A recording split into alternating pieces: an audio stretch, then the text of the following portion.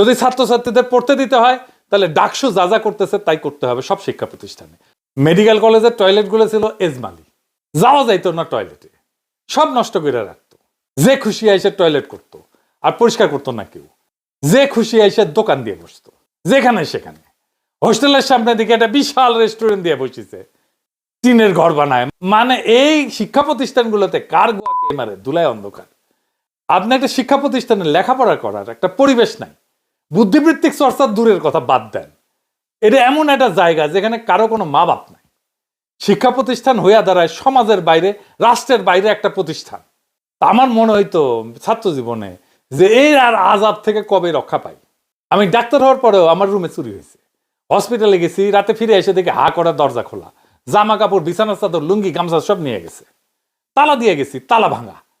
এখন যারা হাউকাউ করিচ্ছে তাদের প্রশ্ন, আমাদের বাচ্চাদের পড়তে দিবেন নাকি পড়তে দিবেন না?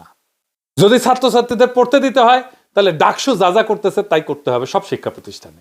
খুব ভালো কাজ করতেছে। আপনি ক্যান্টনমেন্টে ঢুকতে দিবেন না, আপনি সচিবালয়তে ঢুকতে দিবেন না, আপনি সংসদ ভবনে ঢুকতে দিবেন না, ডিওএসএস এ ঢুকতে দিবেন না, কিন্তু ঢাকা বিশ্ববিদ্যালয়ে আপনি ঢুকতে পারবেন। আপনারা ঢুকতে দিতে হবে, কি তামসা! ভালো আবদার তো।